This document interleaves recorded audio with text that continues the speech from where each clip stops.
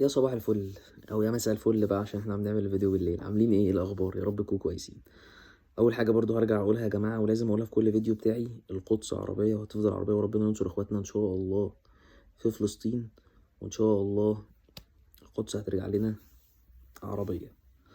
خلينا نبدا بقى نخش في تفاصيل النهارده لان اليوم طويل. اول حاجه هنتكلم النهارده او الفيديو هينقسم لحاجتين.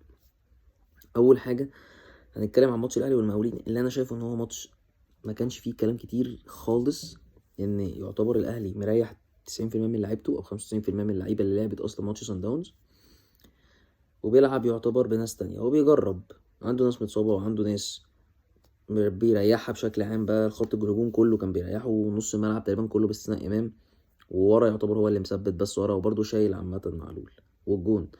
فكان بالنسبه له هو بيجرب في ماتش، هو بالنسبه له مش فارق معاه، بس كان لازم يكسب وكسب. هو ده الفكره بس كلها، ان الاهلي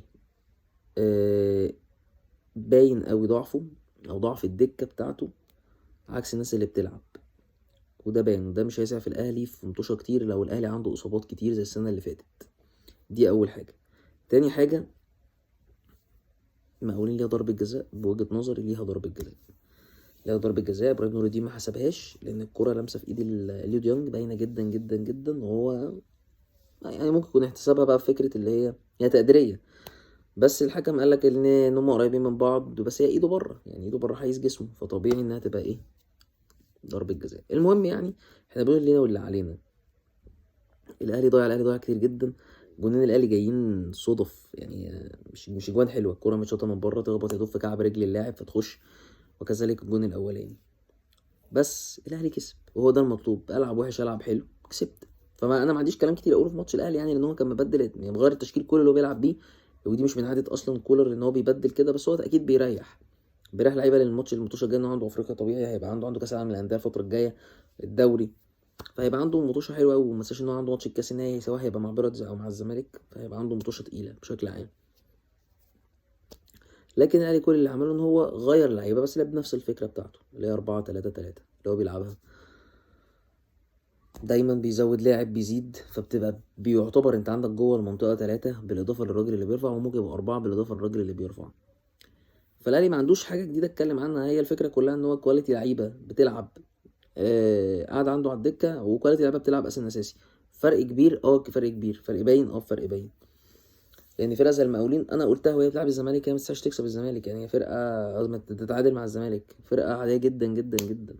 هي الفكره كلها، مش فاكر والله كسبت الزمالك ولا تعادلت معاه، بس انت عارف الزمالك الفتره دي بيودي لاي حد، اي حد عايز حاجه يودي، ما عنديش مشكله.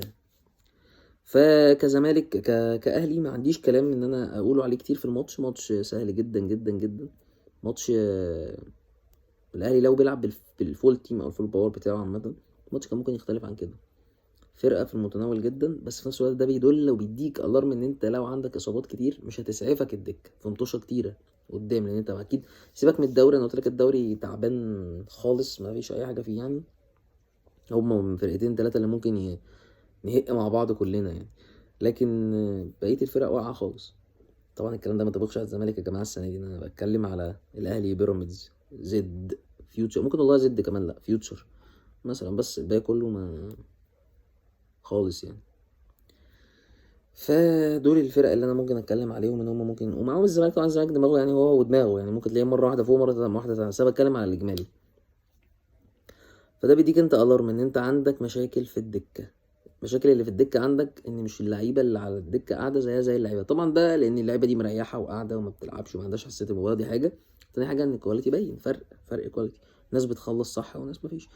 الراجل بتاعكم موديست ده يا جماعه، يعني يا ريت تشوفوا له اي عرض او هديه كده وودوه مشوه، لان الراجل ما خالص. انا كان عندي محمد شريف احسن منه.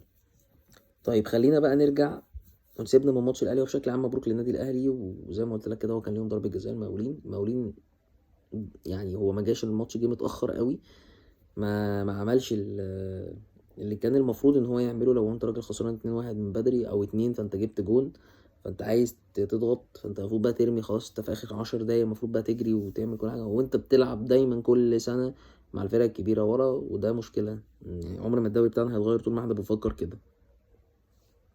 دي اول نقطه. النقطه التانية خلينا بقى نخش على النقطه الاهم، وهي نقطه قرارات نادي الزمالك النهارده اللي طلعت من مجلس اداره نادي الزمالك بقياده الكابتن حسين لبيب.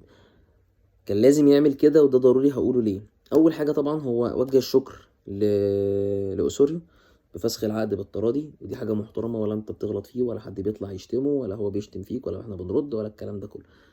ده المفروض الطبيعي وده العادي اللي المفروض يحصل اساسا. طيب خلينا بقى نسيبنا من النقطه دي خلاص، هو راجل مشي. مين اللي هيجي قالك هيمسك كابتن معتمد جمال الفتره الحاليه لحد ما يظبطوا التشكيل بتاع الجهاز الفني، لان هو مشاه ومشى كمان معاه. اوجه له الشكر خلينا نقولها كده، هو والراجل المساعد اللي معاه وكابتن مدحت عبد الهادي. فجاب كابتن معتمد جمال هو اللي يمسك الفتره دي لحد ما يشوفوا بقى تشكيل الجهاز الجديد. طب الجهاز الجديد يا جماعه مين هيجي فيه؟ هما متوقعين حد من الاثنين وهما كلموهم. مين هما؟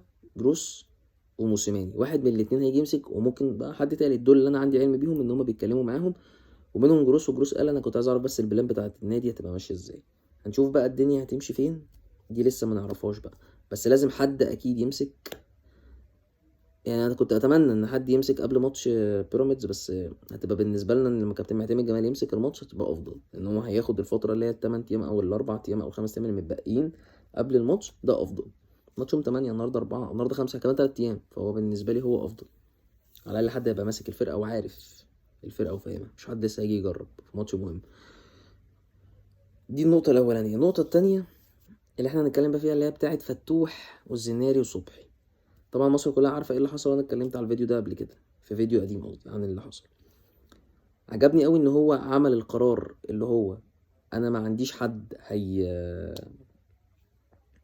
هيعمل الهبل اللي هم عملوه ده، وهتمر مرور الكرام زي الاول. كنا الاول بديك خصم وقشطه وارجع مع كده في الديره طبطب عليك والدنيا حلوه ونشيل الخصومات يا باشا، وانا اتاسفت لك وانت اتاسفت لي الدنيا حلوه.